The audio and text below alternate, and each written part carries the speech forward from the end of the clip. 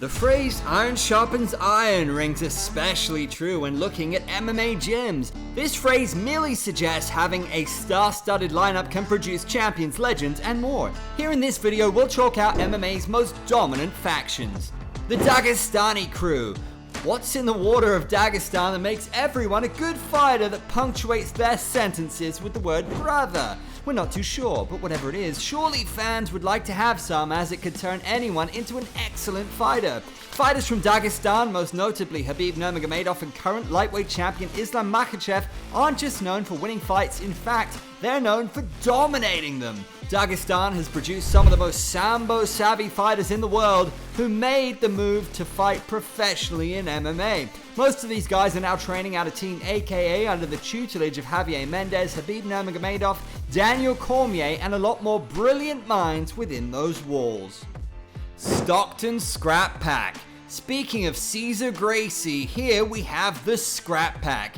This group consisted of Cesar Gracie students who had more bad boy appeal than a flock of John Travoltas. Nick and Nate Diaz, Jake Shields, Gilbert Melendez, David Terrell, and Daniel Roberts. These were all fighters who had each other's backs no matter what. Don't believe us? Just ask Mayhem Miller.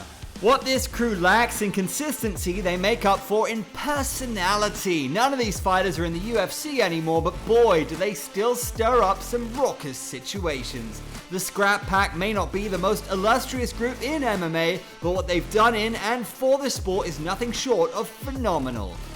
The Gracie Family. If you know even the littlest bit about MMA, you'll recognize the last name Gracie. Royce Gracie could very well take up second or the fourth spot on the Mount Rushmore of MMA. Royce, Helio, Carlos, there are so many Gracies to shout out, but it was Royce that really gave the family exposure in the MMA community. At UFC 1, which pretty much was just a Gracie challenge, Royce Gracie went 3-0, winning all three of his fights by submission. That not only helped propel MMA to the next level, but BJJ too. A lot of other Gracies have proven to be pretty good at fighting as well, right from the current generation of fighters in Kron Gracie to the legendary Royler Gracie and Cesar Gracie. The whole family tree has played a part in MMA.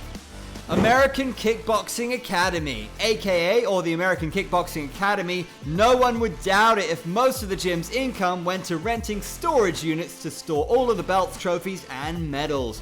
Let's get right into the big names. We got Daniel Cormier, Cain Velasquez, Luke Rockhold, Khabib Nurmagomedov, Islam Makhachev, and Daniel Cormier again because he was a double champ.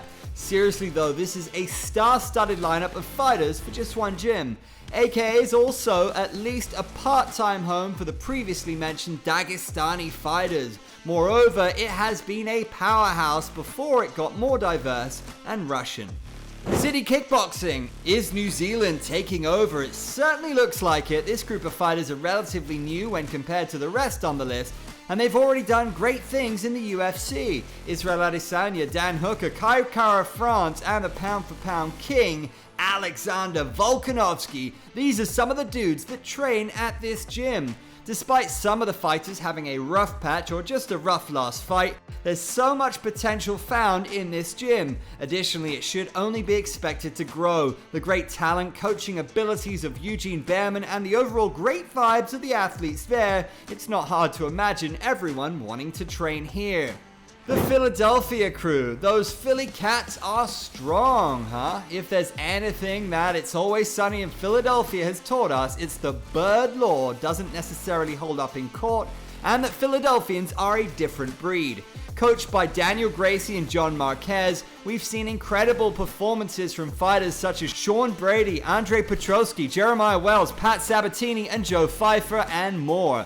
Those fighters alone hold a combined 17-2 UFC record, which makes an irrefutable testament of how great that team truly is. Inside the walls of this gym is some of the most promising talent on the UFC's roster to date. Expect big things in 2023.